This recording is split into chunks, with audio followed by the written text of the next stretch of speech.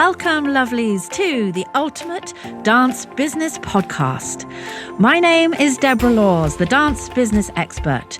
My passion is to help you turn your passion into profit while guiding you to work less and earn more. I'm super excited to share interviews with you that I know will inspire and motivate you in your schools, as well as my solo shows where I shall be sharing some great tips and strategies. So if you love the show, please do remember to review, subscribe, and share it with your fellow dance boss friends. So let's get stuck into the business of dance. I am incredibly thrilled and excited today, folks, because I am going to be talking to the beautiful Penny Power OBE. Penny, thank you so much for joining me today. Very excited about this, especially talking to people who own dance businesses. If anybody can help me be a better dancer, that sounds fantastic. But hopefully we can have a good chat that will help everybody else. Yeah, we are really going to have a good chat. I'm very much looking forward to it. And we had a quick chat before we started, and we already decided we needed to get the wine out and just have a good old girly chat about business. And we can see, those of you that are watching on YouTube, we can see you've got your book up in the background, Business is Personal, which I also have right here. It's one of my favorite books. I know that's very early plugging, but this kind of... I think you might have just written it when we first came across each other a few years ago. Would you mind just telling everybody a little bit, those that haven't come across Penny Powers, a little bit about yourself and why you wrote your book? Yes. So a bit of the personal. So I have 3 children, aged 30, 29 and 26. And my husband, married for 33 years. We live in Farnham in Surrey. And I always loved business, but never thought I would. I went into business employment when I was 19, waiting to go to uni, went into the IT sector. It was in 1983. And so I'm thinking everybody's trying to add up now. How old is this woman? So I'm 59. Well, you don't look it anyway, however old that makes you. Proudly born in 1964 and very proud of my age as well. And I'm very grateful that I get to be a year older every year. And so I went into the IT sector really accidentally. A few things have happened accidentally in my career. I was waiting to go to university and I was just looking to save up some money and join the IT sector in telesales. And I never left. And it wasn't because I suddenly had this huge joy of selling computer products or anything, even though the industry was growing very fast. It was because I actually realized how I really loved working in teams of people. And I was lucky in my first boss, a guy called John, was very allowing of my different personality. I wasn't really financially driven, so I wasn't sort of the cut and throw salesperson, but I very quickly became a leader in the industry and was called a servant leader. And that's where I really learned that I just love to help people, and you can apply that through dance, you can apply it through business, you can apply it through anything if that's what's in your heart and you just want to see people grow and be successful and joyful. And I wrote my book because I've had quite an interesting journey, particularly since 1998, when in 1998 I accidentally became an entrepreneur. Another word there, accidental, where I came up with an idea of wouldn't it be lovely if people could be friends online with one another in business. And at the time, LinkedIn didn't come till another 4 years later, Facebook 6 years later, even Friends United, some people might remember, was a year later. So nobody had done that. And I didn't really have any huge wealth ambitions. It was just, I thought, surely there's a way of reducing loneliness in the world by connecting people as friends. And that's what I became known for. And my book was written in 2018, and it was really the result of me deciding, we can dig into that, but me deciding to go and see a psychologist. We had been through a lot of huge financial turbulence. We'd been through some huge family traumas. And as a mum and as somebody that was very committed to the clients, didn't really look after my own self very well. And I thought that was... So you did self-care once you were a millionaire, was my belief. You know, who has time for self-care? And so I went to psychologists to unpick some of that. And I wrote my book because I felt that there's a lot of things we should know as fundamental aspects of self around when you run a business.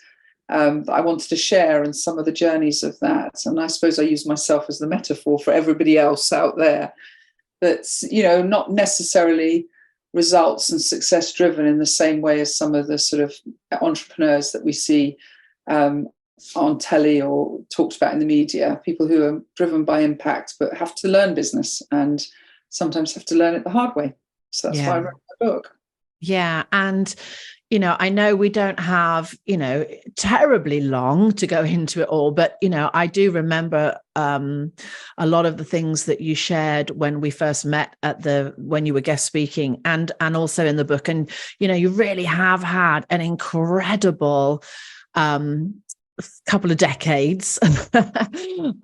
You talked about self-care, and that as anyone running their own business, particularly when it is a heart-centered, passion-led business, I think we often put everybody else at the top of the list of importance, don't we? And we leave ourselves right at the bottom. Why do you think that is? Well, I think, if we go really deep, that can be some of the ways that we grew up.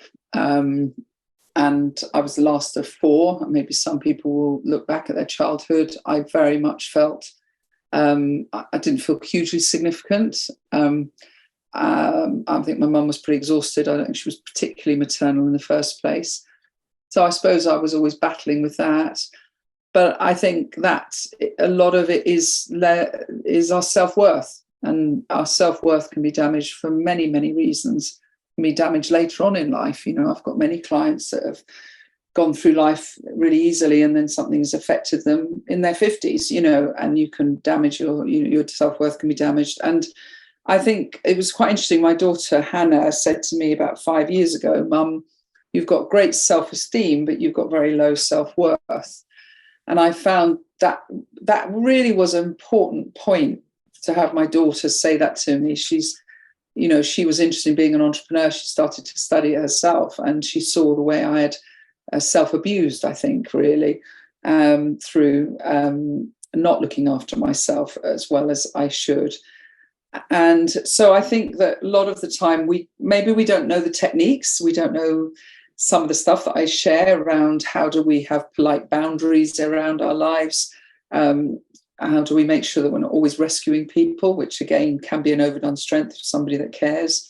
And it can be really about deeply looking inside yourself and saying, do I believe I'm worth it?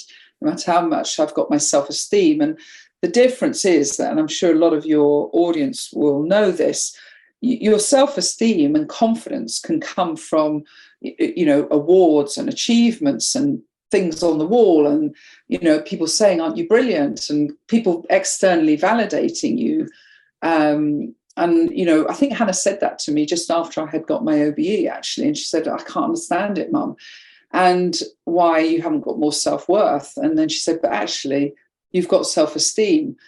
So self-worth is something you really have to, if it's been damaged or if you've never really had it, it's something you really have to, you can only build yourself internally.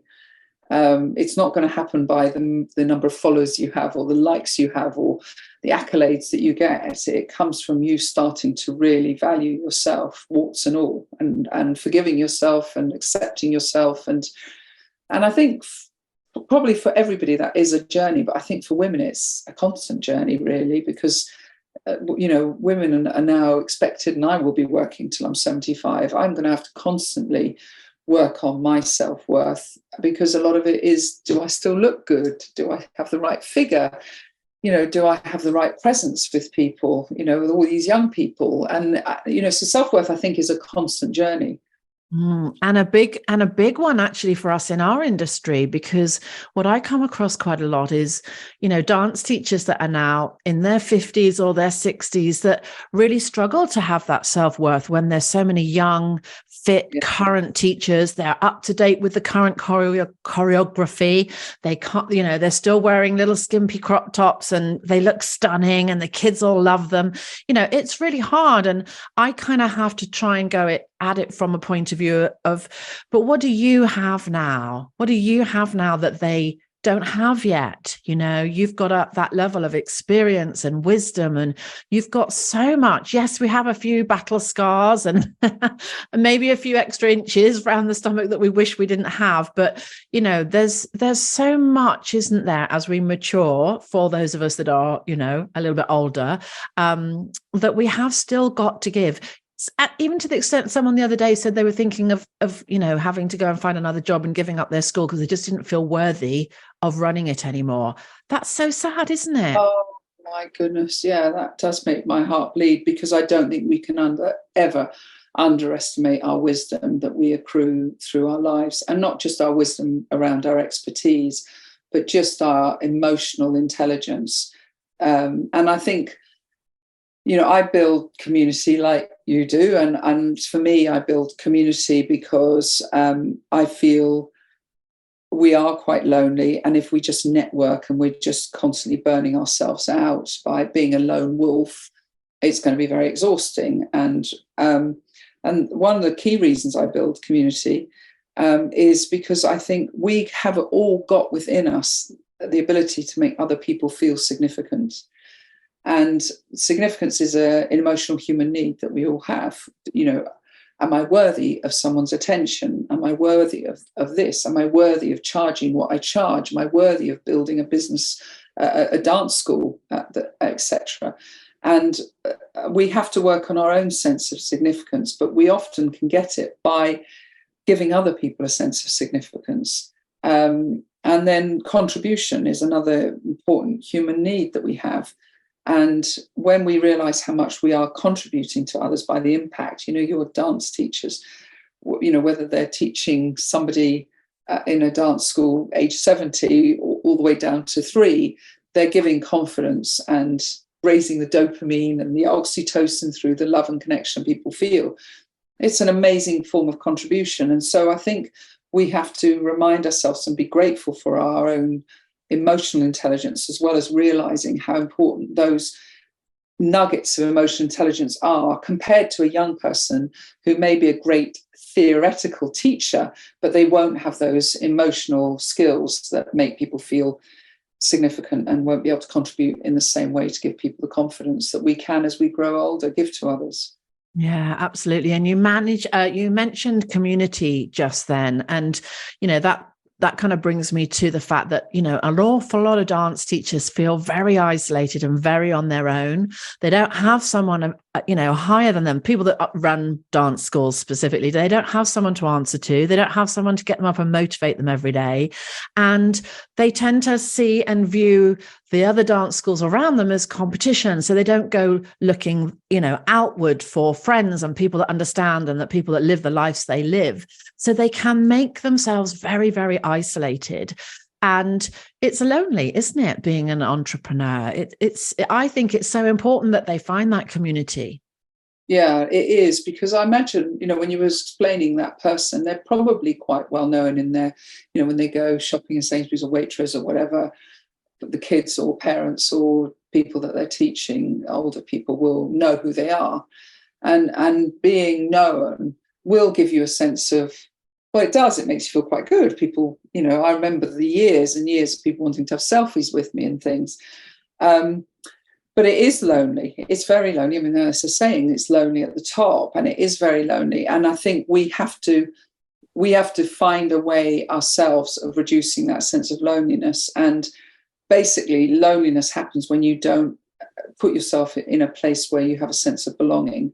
And I think I'm really driven to help people with that belonging, because that is something that I've struggled with a lot of my life. Created a beautiful family around me and an extended family with my sisters and their children. But in terms of especially working women, we do need other people around us. But, I wasn't able to grow the friendships at the school gate that, so I'm talking, 20 odd years ago and more, that a lot of women were able to. And I was very friendly and people were nice to me at the school gate when I was collecting the children, but I hadn't been to that party or gone up to London to the theatre with them or gone on a weekend away with them, because I didn't know them as close as friends. And so my sense of loneliness was really high. And in fact, I didn't know how to repair that, because it got to a stage where everybody seemed to be in their groups of friends in the area, and I didn't know how to sort out my loneliness. So yes, I experienced some level of loneliness in business, but actually I was lonely. I had a lonely soul. My soul was lonely.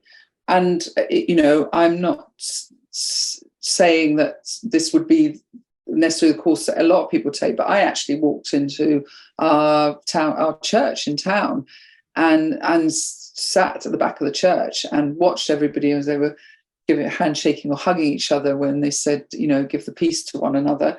And I sat and just cried my eyes out, feeling so lonely. And I ended up talking to Vicar and saying, I'm not here because I necessarily believe in God, but I need love and a sense of belonging. And it would be peculiar for a lot of people to think I needed that with a beautiful family around me and everything. But it was just that need to feel connected to something bigger than myself that I wasn't personally running. Yeah. And the thing is, people like people that are like them. And so when you are, for example, a solo female entrepreneur, and you're not surrounded by people that are like you, our partners, whoever they are, our kids, our family, they're not like us, because we have our thing that we're doing and our own passion, and particularly obviously in running a dance school. So I think it's so important that our listeners, our dance school owners, have their people, their women, their men that, are like them, which, I'm not here to pitch anything today, but, that's why I created a retreat for dance studio owners where they can hang out and really absorb themselves in other people like them for 4 days.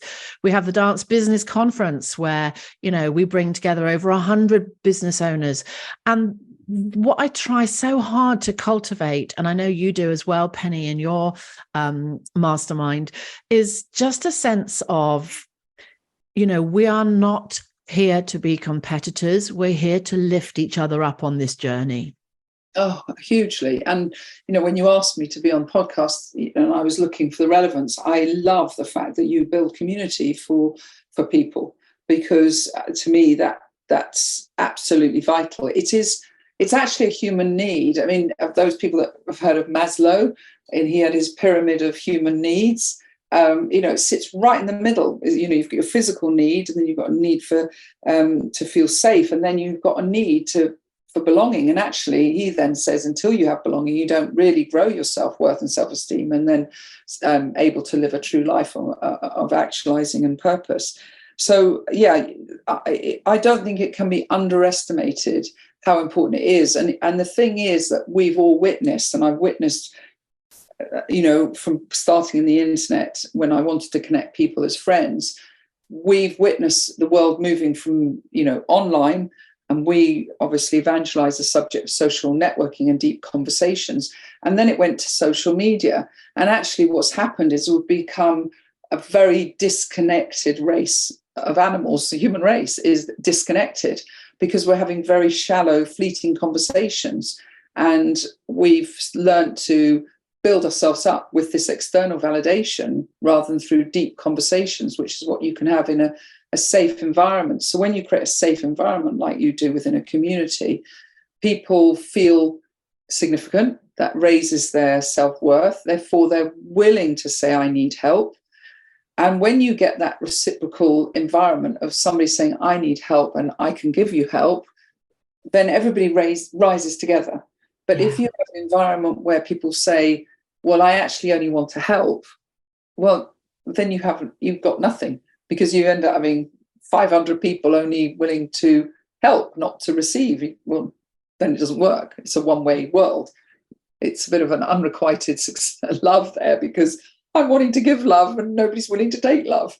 So community is, and I think the reason I bang the drum on community is that networking has become, over the last 20, 30 years, of course, people have networked for 200, 300 years since probably Industrial Revolution.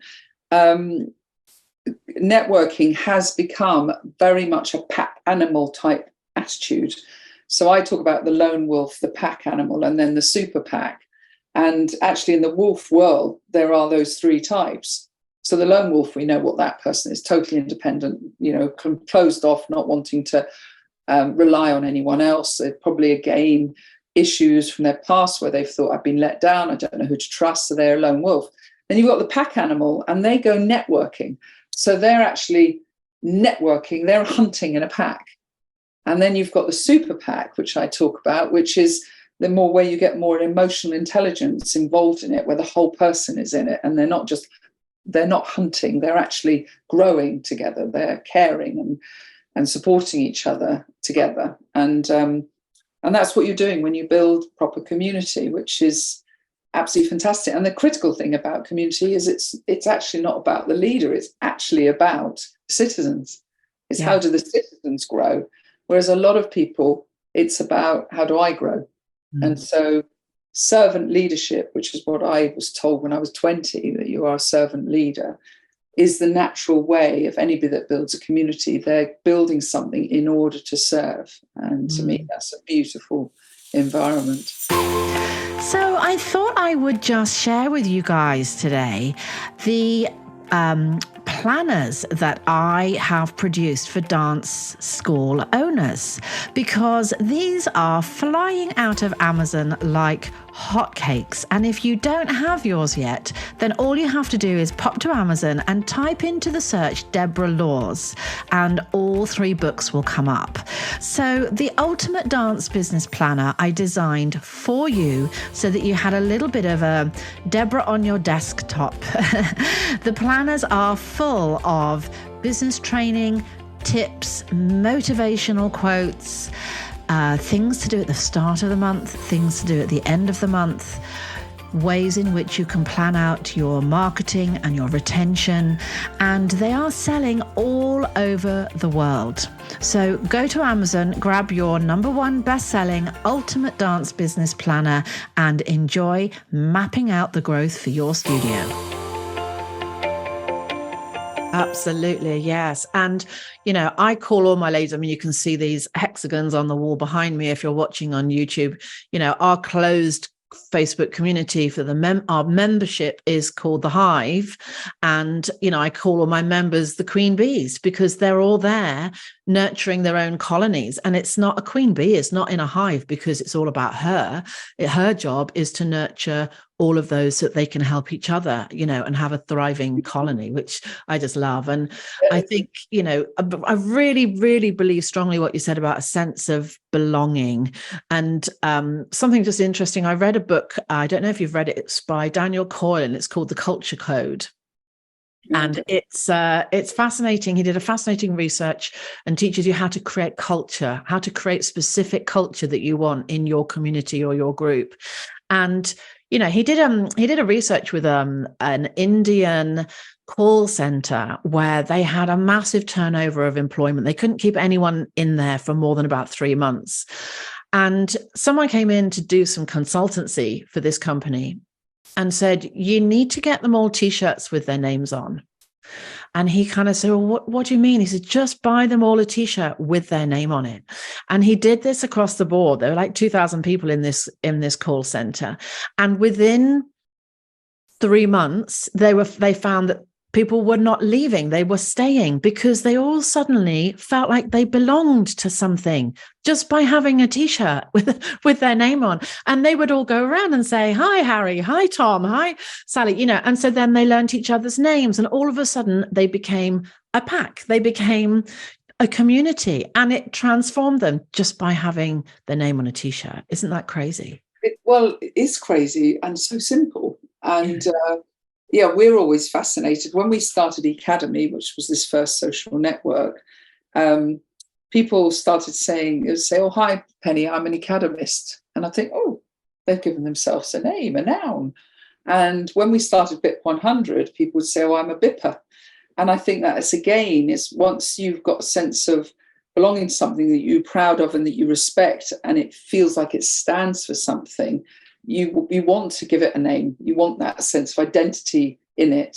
So it is very powerful. And I really am happy that as the world shifts towards more emotionally intelligent attitudes in business, I think we just need to get rid of the Alan Sugars of the world that talk so rudely, And to a certain extent, some of the dragons that are quite, I don't think they necessarily care about the self-worth or the energy of the people that come in. Once we start to change the perception of the way business should be, and that's why this mantra, business is personal, is something that I really want to stand for here, because anybody who is in business, whether they're employed or not, whether they're self-employed, whether they're building a business, as a business owner, it's courageous. It's very courageous.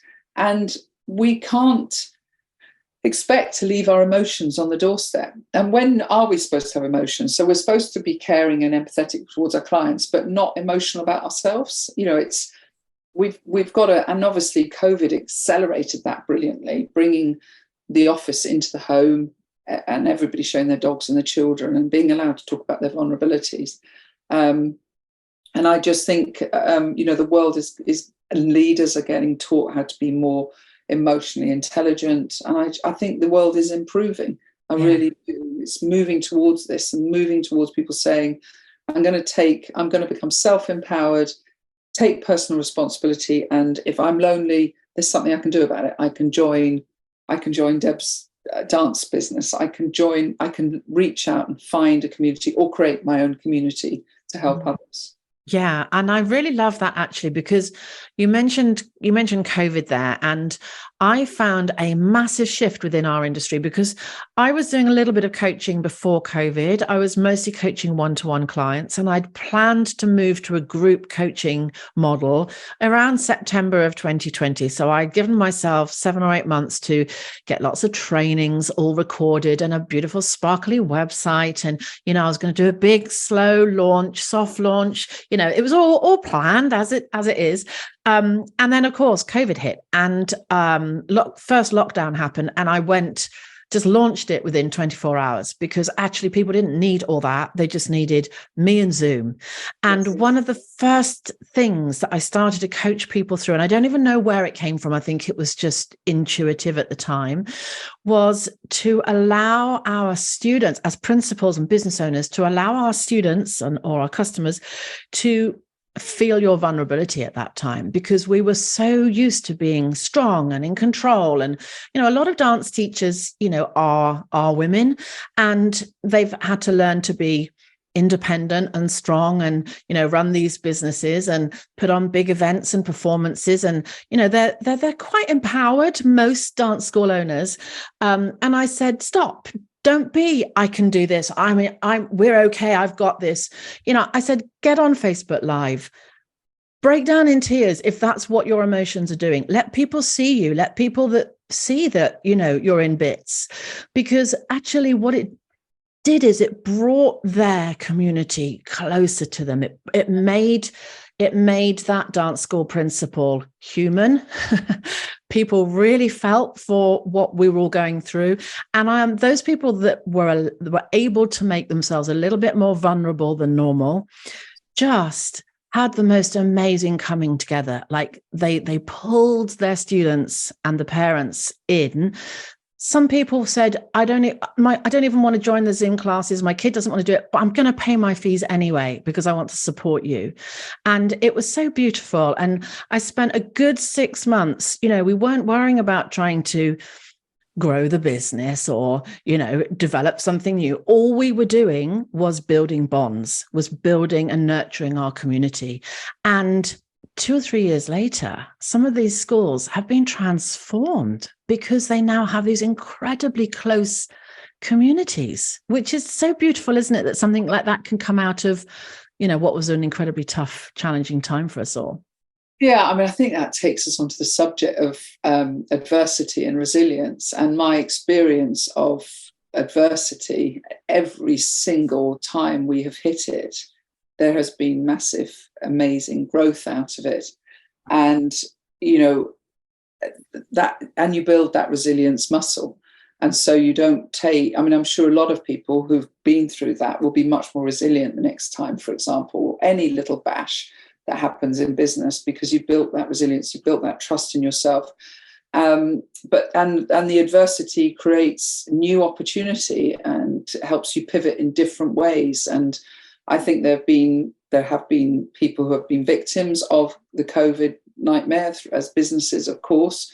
But I think those that have survived will be stronger than they ever were, just as you've described. And I always say, don't fear adversity, because we live in a space of fear a lot, and the media wants to take us into fear, but actually that's not our current reality.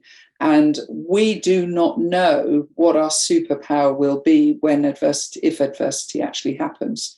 And I've learned that through financial traumas and also quite serious family traumas. And I've seen that the superpower within us all to come through major adversity is incredible. But we can't tap into that when we're only imagining the problem. Yeah, yeah. I love the saying that the biggest growth comes from the deepest wound. Yes. And, sometimes I feel like it's only when we are at rock bottom that we're kind of forced emotionally and mentally to have to address the things that we normally keep in a box and we keep hidden. And, this is something, I don't know if you mind sharing, but this is something that I know you shared when I heard you speak, in terms of it was only when things were really bad that you kind of learnt to pivot and had to make changes, isn't it? Yeah, it is. I mean, I think we can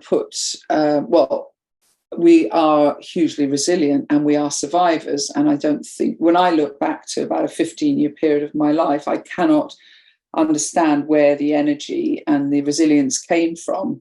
But I was accepting too much of it, and I wasn't letting myself to feel the pain. I'd actually become quite numb to it, because I just kept thinking, well, I can cope with this. And and friends would be saying to me, this is like the worst soap ever on television. You wouldn't believe that this would now happen to the same person. Wow. And I suppose I felt like some Wonder Woman, that well, it's fine. We can cope with it. Eventually things do catch up on you.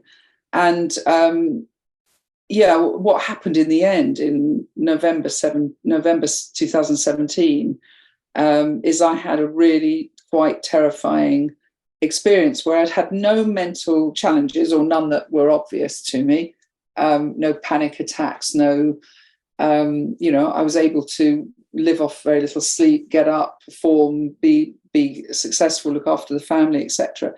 But then I did have something that triggered a big, what's actually called a hallucinogenic panic attack. And it is when your cortisol levels are so high that it creates a chemical change in your brain. And that was a hallucination for me. And what happened was, we used to have some trolls when we had Academy, which was where, before anybody else was talking about trolls, the term hadn't even been invented, but these were people we banned from our community because they were nasty people and we didn't want them in it. But they didn't really have anywhere else to go to be nasty. And so they became trolls on the outside towards us.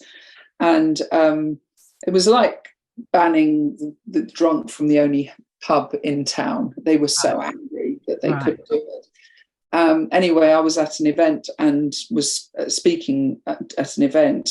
And as I turned around to face the audience, some of the faces of the people in the audience started changing and morphing into the faces of these trolls.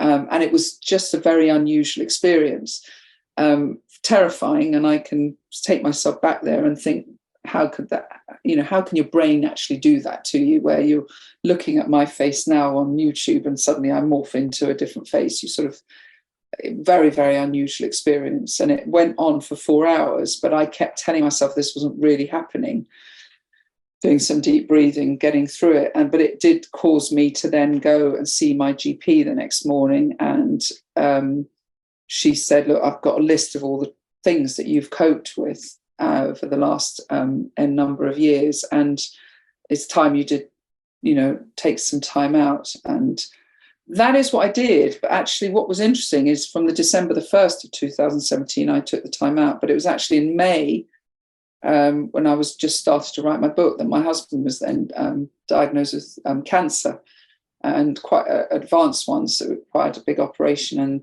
chemotherapy. But I think it just, in that short amount of time of talking through with a psychologist some of the ways that I wasn't dealing with things, and And a lot of it did come down to that subject of self-worth, where I didn't put the boundaries in place. I didn't know how to say no. I didn't know how to say, well, I know you would like to work with me, but I can't do it for that price. I mean, things like, I remember, and somebody asking me, could they come and have buy me a coffee, because they wanted some mentoring. And it's still time, it's still energy, and I didn't really need a coffee, but I gave in. 2 weeks later, I was there. And this person then ordered a breakfast for themselves. I didn't have one. And then within about 45 minutes of me giving them a lot of help and support and empathy, they suddenly went, oh my goodness, my parking's up, I've got to dash. And they ran off and left me with the bill. Oh, And I've told that story to people and think, yeah, I've experienced that. So I experienced. But, I was just constantly willing to take that sort of behavior from people, and boundaries around people paying and all of these things, which I'm sure there will be dance teachers that have got parents who are saying, oh, I can't afford this term. And they're thinking, oh, I must make sure I look after little Lilibet. I must make sure, but they're too frightened to confront that parent and say, okay, but the debt is rising. And I've just had this experience with a client. I helped them through it, but we've just accrued it. And now we're working on a payment plan. We can negotiate with someone. Okay, I can help you up to this point, but when are we going to start arranging a payment plan? Because terrifyingly, what I've learned is that it's sometimes the worst people that are willing to take from people, and they're often the wealthiest. Yeah. And that's how they made their money. And so I think learning boundaries, I remember my psychologist saying to me, I know one of your values is to help people. She said, I went through 7 years of training to be a psychologist. My desire is to help people, but you wouldn't be in the room if you weren't paying £190 an hour for my time. But I do want to help you, Penny. And it was sort of like, she couldn't understand why I had such deep self-worth issues. And they show up in lots of different ways, in the way that we're willing to take stuff from others, the way they treat us, and also how we don't give ourselves time and think we deserve it. And how do you think we differentiate between something that is a self-worth issue and us saying, but that's one of my values, that's one of my core values, that's what makes me, is the fact that I'm compassionate, or that I'm not, sometimes I have dance studio owners that say, well, I don't want to do that because, it's not about money, it's about the kids. When someone's got a very passion-led business, how do they know when it's a value, a personal core value, and when it's actually a self-worth? Okay, so there's two things I would answer there. One is that you can't have the value to others and not have it to yourself. First of all, it's not real. If you can't live your own life through those values, they're not deeply ingrained. They're almost business values. These are my business values, but this is how I'm willing to treat myself. Yeah. The second thing is that I had a really big lesson, and it didn't really resonate with me until later on in life. But I had, when I was 24, I was overseeing 7 regional offices, and the regional office in Warrington was doing really well. But the head office, which wasn't under my supervision, because the original founder of the business although I was titled the sales director, the head office, I didn't have the empowerment over it. He'd be chatting with them, take them out for drinks, buddy. And it was very hard for me to assert my same managerial needs on them. And then one day John walked in and said, you've got to go and close the Warrington office. And I said, but they're performing 150%. He said, yeah, but the head office, we can't afford to keep that one open. And I knew that I was having to get rid of people that, because of that, and they were good people. And it taught me a big lesson in life around when you have a business, you have to create a sustainable business. And therefore, we have to see the business separate to ourselves to a certain extent. Business is personal, but we haven't got the right to say to the business, right, that person's not paying it. You have to talk to the business in a different way. You have to say, and I now look at it and I think, I want my business to be sustainable. So all my 100 clients are always going to have me for as long as they need me.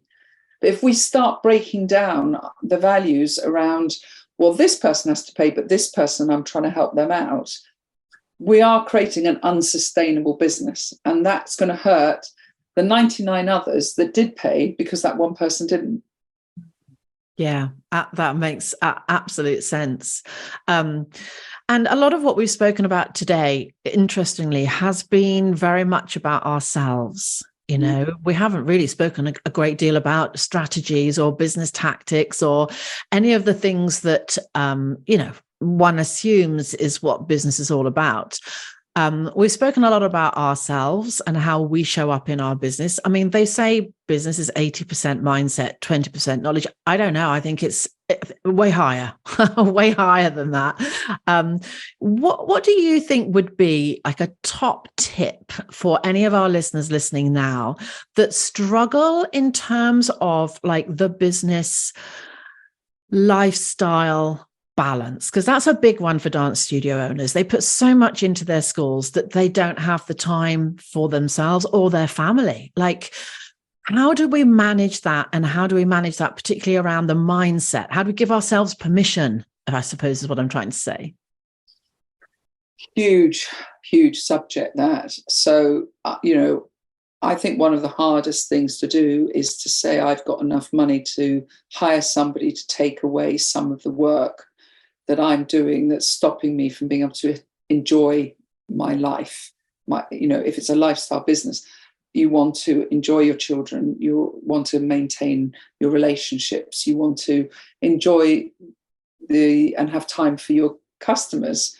But a lot of people are so fearful of delegating because they think, I cannot afford to get somebody else to be a bookkeeper. I can't afford somebody else to manage the bookings. I can't afford. But actually, I think one of the amazing things about nowadays with fractional working or freelance working is, you know, I've done many tests where I've thought, well, I'm just going to put £500 aside and I'm going to get somebody who's better at this task than me and will take it away and free up 20 hours of my life, right? And it's only going to cost me £500 to do that. And then within about 3 months, I'm paying them £1,500 because I've seen how much growth I've been able to achieve in my business doing the stuff that I'm good at. And so, I think but a lot of us live in scarcity I know scarcity. My daughter says to me, I think you've got financial PTSD, Mum. And I think I have got trigger points because of some of the financial traumas we've been through. And I'm aware of it and I live with it and I manage it. And scarcity is something that many of us have to learn to deal with. And there will be a trigger point, but you will, until you get the abundance attitude of, I can grow this business and I can afford to have somebody else. I can afford to invest in group coaching. I can afford to invest in one-to-one coaching. I can afford to, those things are going to make me better at business and better at running my school. I can afford to bring somebody in to do small amounts of work. And even if that is so that you get 10 more hours with your children a month, those are important decisions to make. And, our children grow up very fast. And if we don't do that and invest and balance our lives in that way, when they're older, they're not going to want to see a lot of you. And one thing that I am so grateful for is that I did make sure I had a lot of time with my children. I may have been working through the night. I may have done an exhausting regime to be able to do that. But when they were young, and now they've all gone away and they've all lived in Bali and Lisbon and London, and now all three of them as adults have got places in Farnham and are 2 minutes away from me. They've all come back. You couldn't get rid of them. And we want that. And it doesn't happen overnight. That happens with you learning to properly balance your needs and your life and your business needs. And I am sure people can find that £500 to hire somebody to do some of the work that you really shouldn't be doing. Yeah. And I'm so pleased that you brought that up. I did a Facebook Live for my community literally just last Friday, talking about, wearing all the hats, sitting in every chair around the boardroom. And just understanding that sometimes, if you don't let go to grow, then you are just putting a box on your own school's growth. And it's not just your own school. It's all those students, all those kids, all those lives that you can't now touch because you've decided that your school has to stay small because you have to do it all. You're not prepared to take that risk to hire someone. A great coach said to me once, hire before you desire, like hire before you feel you need somebody. Because when you feel you need somebody, it's probably already 6 months too late. Yeah, absolutely. Yeah, for your sanity, apart from anything else. Yeah, absolutely. Penny, I could talk to you all day, and I know we've already been going for a little while. So, if you had to leave our listeners with one top tip on how to be successful in business, what might that be? This all sounds a bit of a cliche, but my big thing is about love in business. And whenever I have gone into challenging times, dealt with a challenging person, whatever, I always go back to love, not fear. And I think that we've all got that capacity within us. Dare I say, especially women. We, love, and our oxytocin floods through us. And that has been my anchor.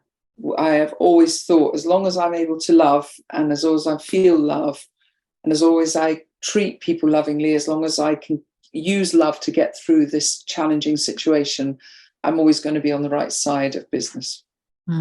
That's lovely. And what a beautiful way of ending the conversation. Before we go, I love to end each episode with a few questions that I just kind of throw out, really random questions. Terrified. Would that be okay with you? Yes, terrified though. Here we go. Okay. Favorite mountain view? Favorite mountain view? Actually, there is one in Farnham that looks over some oak trees, and that has been somewhere that has meant a lot to us when the children were little, meant even more to us during COVID. So it's when it looks over an area called Putnam, and it's a forest area near Farnham. Beautiful. Favorite ice cream flavor? Vanilla, but you're far from vanilla. Let's just say that. Favorite business book, apart from your own? Are you allowed to say your own? I really liked. I'm going to have to be really. I'm not great at reading books, I have to say, but I read a book in 1997 called Permission Marketing. It's by Seth Godin, and it really was a sort of anchor point for me. And it's about turning strangers into friends, friends into customers. Back to community. Yeah. Something that you would love to change about yourself? The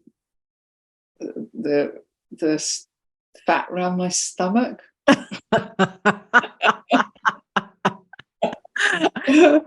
And something that you still have on your bucket list?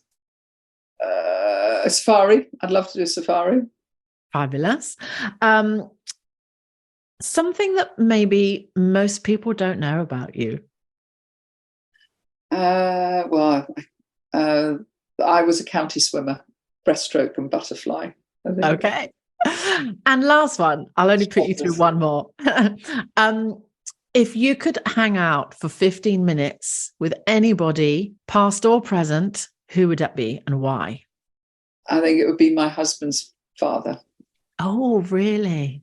Because he passed away just after we started dating. And I think I'd understand my husband a lot more if I understood his dad. I love the reasoning. He just shouted from next door, "I'm not that bad." No, you're not bad, darling. Just understand. His father was 52 when he was born. I'd love to know what his father was like. So he sounds like an amazing man. That's fabulous. I love that one. Penny, thank you so much for what was a really wonderful interview and for sharing so honestly, which I know you always do. I'm sure everyone's going to really enjoy this episode. And of course, we'll pop some links in the show notes of how you can find Penny, find her book, Definitely, you need to go and read her book. It's really marvelous, and it is. It really spoke to me because it's personal. You know, I don't see myself as a big business guru. Well, I'm not a big business guru, but I do own a business, and so you know, I think it reaches everybody on every level.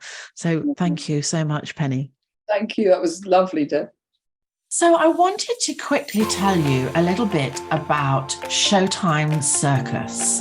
This is run by my good friend Jess, who has created an incredible circus bolt-on franchise for your dance school. Because aerial and circus performance skills has become a really desirable skill set for choreographers and casting directors. And so Showtime Circus offers the opportunity to buy a franchise package, which will give you all of your necessary equipment, training from experienced staff, syllabus plans, ongoing support, and business support to launch your new franchise. It will really energize your school with increased revenue streams, new student opportunities, and of course, bring all the fun of the circus to your school. So do go and visit showtimecircus.co.uk to find out what the new buzz is around circus skills.